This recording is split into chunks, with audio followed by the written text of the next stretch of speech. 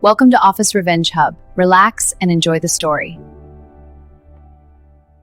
They demoted me for being too quiet. 5 years later, I came back as their CEO. Let me tell you exactly how that happened. My name is Sarah Chen, and I spent 7 years at Cascade Media Group, thinking that hard work and results were all that mattered. I was wrong. What mattered was being loud, being visible, being the person who took up space in every meeting, whether you had something valuable to say or not. I learned that lesson the hard way. I joined Cascade right out of college in 2015 as a junior marketing analyst. It was a mid-sized digital marketing agency based in Seattle, about 200 employees, handling campaigns for tech startups and e-commerce brands. The office was one of those open concept spaces with exposed brick standing desks and a beer fridge that everyone pretended made up for below-market salaries. I loved it at first.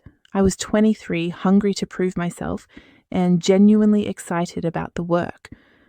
My job was to analyze campaign performance, identify trends, and present insights to the strategy team.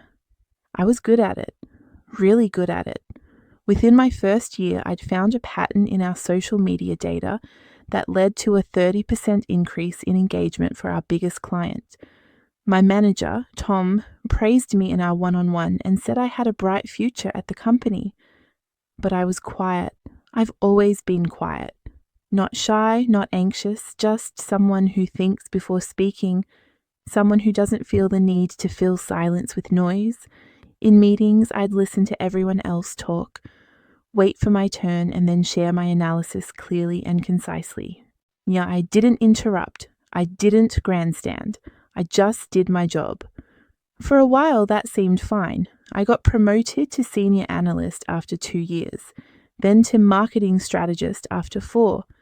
I was building real campaigns, managing client relationships, leading projects that brought in serious revenue. I worked late most nights. I volunteered for the difficult clients, the impossible timelines, the campaigns nobody else wanted to touch.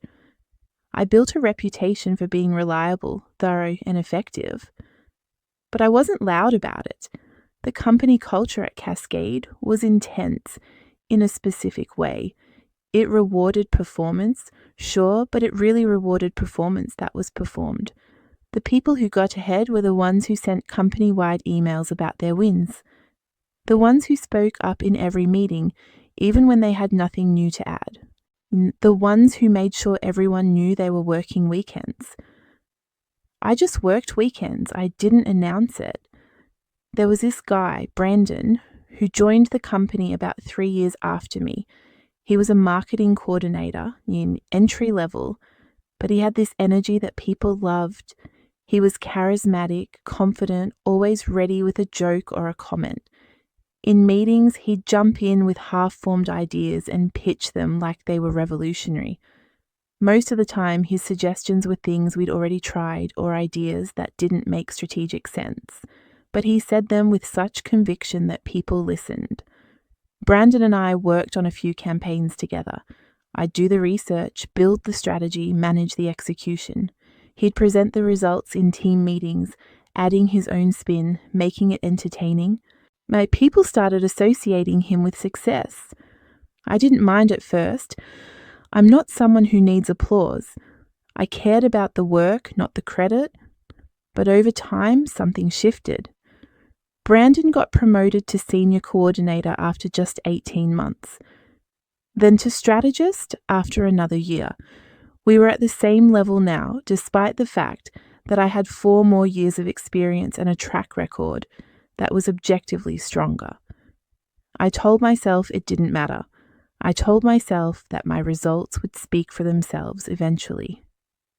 Then came the leadership changes. Our CMO, Patricia, left to take a job at a larger firm. The company brought in someone new. His name was Greg Holloway, and he came from a big advertising agency in New York. He was hired to shake things up, bring fresh energy, modernize our approach. Greg was loud. He was assertive. He valued what he called bold thinking and executive presence. Within his first month, Greg restructured the entire marketing department. He created new teams, new roles, new reporting structures. He wanted people who could command a room and drive the narrative. Those were his exact words in the all-hands meeting. I had a bad feeling. 2 months after Greg arrived, he called me into his office. It was a Thursday afternoon. I remember because I'd just finished a presentation for a potential client that I thought had gone really well.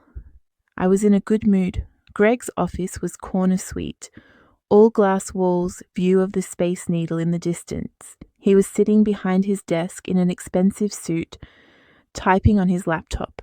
He didn't look up when I walked in. "Sarah, thanks for coming. Have a seat." I sat. He closed his laptop and finally made eye contact. There was something uncomfortable in his expression, like he was about to do something he'd rehearsed but didn't particularly enjoy. "I wanted to talk to you about your role here. I've been reviewing the team structure, looking at performance, talking to people. You've been here a long time. You clearly know the work, but I'm going to be honest with you, I have some concerns." My stomach tightened. "Concerns about what?" "About your fit for a leadership track. Look, your analytics are solid. Your campaigns perform well. But leadership isn't just about doing good work. It's about visibility. It's about influence. It's about being someone who can walk into a room and take control of it. And from what I've observed, that's not really your strength." I felt my face get hot. I've led successful campaigns. I've managed client relationships. I've mentored junior team members. What exactly are you saying? "I'm saying that you're quiet, Sarah. Too quiet. In meetings, you barely speak unless someone asks you a direct question. You don't advocate for your ideas. You don't push back when you disagree. You're competent, but you're not leadership material, not in the way this company needs right now." I couldn't believe what I was hearing. "So you're saying that because I'm not loud, I'm not valuable?" "I'm saying that we need people in strategic roles who can be vocal leaders, who can inspire teams, who can sell ideas to clients with confidence, and I don't think that's you." He slid a paper across the desk. "We're making some changes. Effective immediately, you'll be transitioning to a new role. You're marketing coordinator. You'll be supporting the strategist team rather than leading campaigns. Your salary will adjust accordingly, but you'll still be a valued member of the organization." I stared at the paper. Marketing coordinator. That was 3 levels below where I was. That was the role Brandon had started in. "You're demoting me. I'm realigning you to a role that better fits your skill set." "Who's taking my position?" He hesitated. "Brandon Murphy will be stepping into a senior strategist role and taking over your accounts." Of course it was Brandon. "This is insane. I've been here 7 years. I've built half the client relationships this company has. I've delivered results consistently. And you're demoting me because I don't perform my competence loudly enough? I understand you're upset, but this decision is final. You can accept the new role, or if you feel this isn't the right fit for you anymore, we can discuss a separation package." He said it so casually, like he was offering me a choice between 2 reasonable options. I wanted to scream. I wanted to flip his desk. I wanted to walk out and slam the door so hard the glass walls shattered, but I didn't. I just sat there, frozen, trying to process what was happening. "Can I have some time to think about it?" "Sure. Take the rest of the day. Let me know tomorrow morning." I left his office and went straight to the bathroom. I locked myself in a stall and tried to breathe. My hands were shaking. I felt humiliated, betrayed, and completely powerless. I'd given 7 years to this company. I'd sacrificed weekends, evenings, relationships. I'd done everything right. And it didn't matter, because I didn't perform my success the way they wanted me to. I went home early. I didn't tell anyone what happened. I just left. That night, I didn't sleep. I ran through every scenario.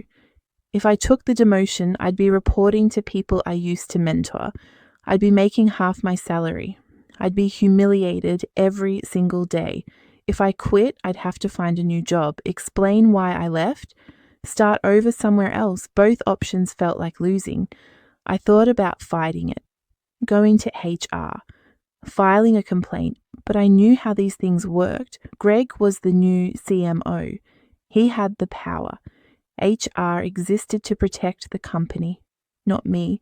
I had no leverage. The next morning, I went back to Greg's office and told him I'd take the separation package. He seemed relieved. We shook hands. He said something about how he respected my professionalism and wished me well. I signed the paperwork, packed my desk, and walked out of Cascade Media Group for what I thought was the last time. I had 6 weeks of severance pay. After that, I was on my own. The first month was a disaster. I applied to dozens of jobs, went on a handful of interviews, and got rejected from all of them. The problem was that I'd spent 7 years at one company in one role.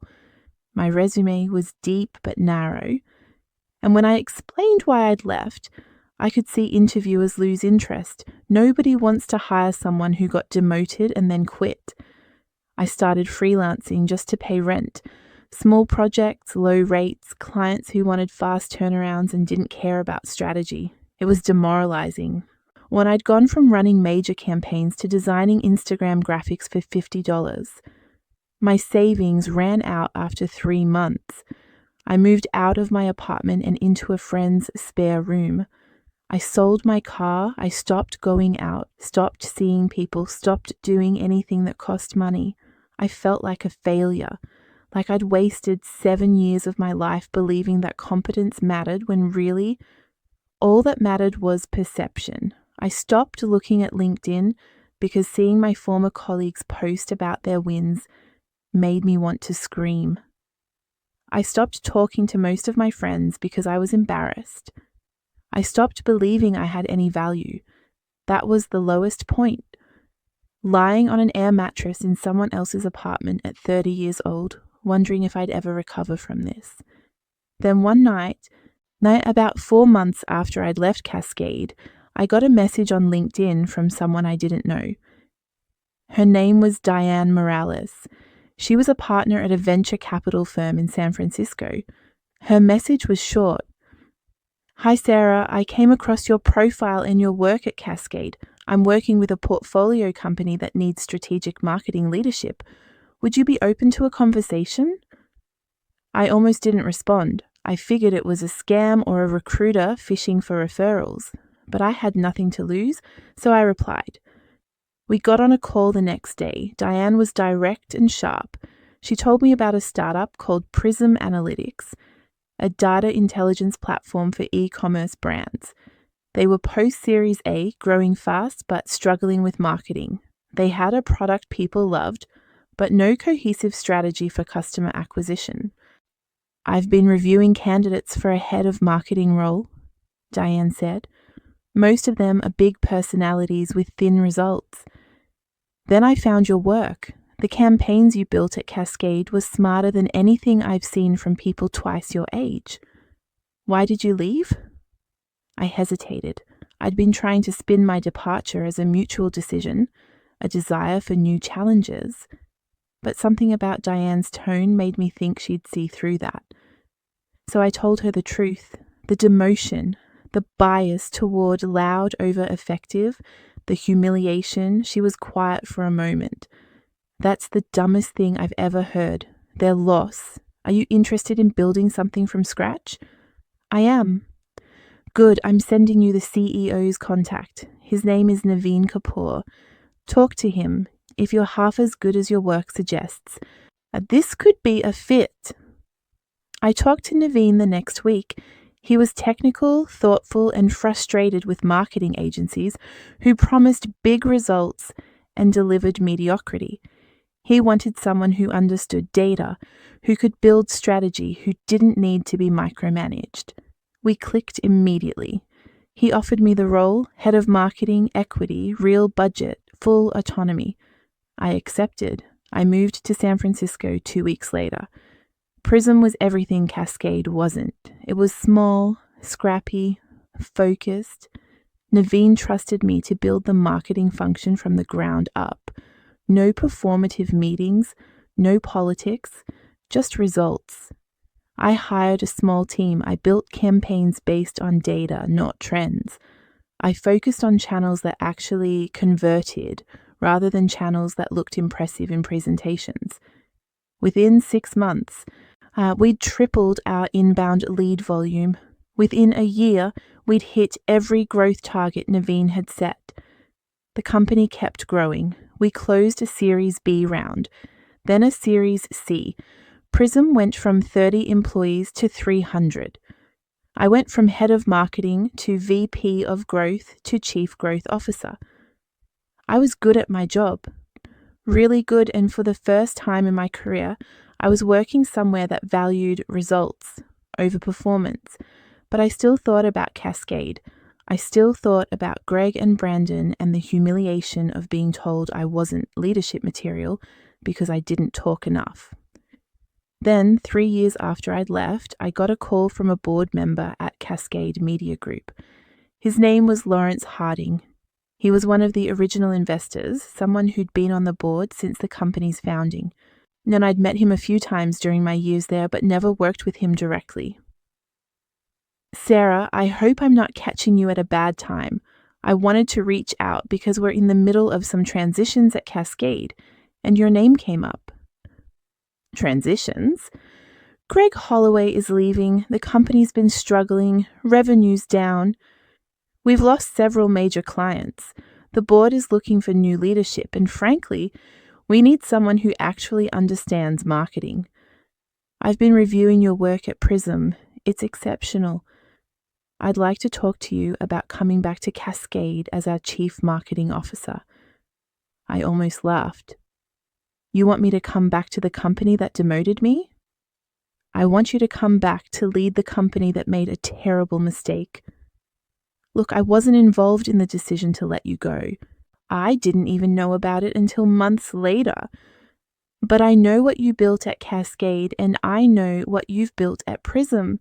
We need someone like you. What happened to Greg? He's gone, so is most of the leadership team he brought in. The board decided to clean house. And Brandon? Lawrence paused. Brandon left about 6 months ago. His campaigns underperformed, clients complained, he talked a good game, but he couldn't deliver. I felt a flicker of satisfaction, but I kept my voice neutral. I appreciate the offer, but I'm happy where I am. I understand, but before you say no, let me make this clear. We're not offering you a lateral move. We're offering you the CEO role. I stopped walking. I was on my way to a meeting, but I froze in the middle of the sidewalk. The CEO role? Our current CEO is stepping down. Yet the board wants someone who understands the business, who can rebuild client relationships, who can fix what's broken. You know Cascade better than anyone, and based on what you've accomplished at Prism, you're exactly who we need. I'm asking you to come back, not as the person they underestimated, as the person in charge. I didn't answer right away. I told Lawrence I'd think about it. I spent the next week turning the offer over in my mind. Part of me wanted to say no, just to prove I didn't need them. But another part of me saw the opportunity for what it was, a chance to come back to the place that had rejected me. Not as an employee, as the CEO. I talked to Naveen. He told me he'd support whatever I decided, but that I'd built something special at Prism, and leaving would be a loss. I talked to Diane. She told me that ego-driven decisions usually backfire, but strategic decisions rarely do. I made my decision. I called Lawrence and told him I'd accept the role under one condition. I wanted full authority to restructure the company, rebuild the team, and make the strategic decisions necessary to turn things around. No board interference, no micromanagement. He agreed. 2 months later, I walked back into Cascade Media Group as the CEO. The office looked the same exposed brick, same standing desks, same beer fridge. But everything felt different. I spent my first week meeting with every department head, reviewing financials, auditing campaigns, talking to clients. What I found was worse than I'd expected. The company was bleeding money. Half the clients I'd brought in were gone.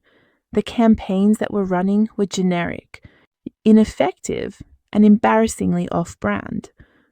Morale was terrible. People were leaving. Greg had destroyed everything I'd helped build. I didn't waste time. I restructured the leadership team, bringing in people I trusted from my network. I cut the underperforming campaigns and refocused on what actually worked. I reached out personally to former clients and rebuilt relationships Greg had torched. It was brutal. 16-hour days, constant firefighting, difficult conversations. But within 6 months, we were stable. Within a year, we were growing again. I didn't gloat. I didn't send company-wide emails about my wins.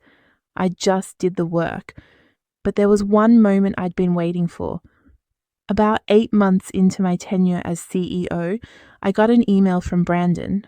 The subject line was catching up. He'd heard I was back at Cascade. He was freelancing now, struggling to find steady work, and wanted to know if there were any openings. He said he'd love to grab coffee and talk about opportunities. I read the email 3 times. Then I replied, "Brandon, thanks for reaching out. Unfortunately, we don't have any roles that would be a good fit for your skill set at this time. Best of luck with your search." I didn't owe him an explanation. I didn't owe him anything. A few weeks later, I ran into Greg at an industry conference. He was between jobs, networking, handing out business cards. When he saw me, his face went pale. "Sarah, wow, I heard you were back at Cascade. Congratulations." "Thanks. Listen, I wanted to say I think there was some misunderstandings when I was there. I hope there's no hard feelings." I looked at him, really looked at him. And this man who told me I wasn't leadership material, who'd humiliated me, who'd dismantled everything I'd built because I didn't perform competence the way he wanted. "No hard feelings," I said. "Good luck, Greg." And I walked away. That was 2 years ago. Cascade is thriving now. We've doubled our revenue. We've won industry awards. We've been named one of the best places to work in Seattle. I built a culture that values results over performance, substance over noise, and competence over charisma. I'm still quiet. I still don't send company-wide emails about my wins. I still think before I speak, but now I'm the CEO, and nobody mistakes my quietness for weakness anymore. The revenge wasn't dramatic. There was no confrontation, no public call-out, and no moment where I stood in front of the company and told everyone how wrong they'd been about me. The revenge was coming back as the person in charge. It was proving that results matter more than performance. It was building something sustainable while the people who'd underestimated me flamed out. It was being offered the chance to reject the company that rejected me and choosing instead to fix it. That's the thing about revenge. The best kind isn't loud, it's quiet, it's competent, it's undeniable, and it's mine. If you've ever been betrayed at work, you're not alone. Where are you watching from right now? Drop it in the comments. Subscribe to Office Revenge Hub for more powerful workplace revenge stories.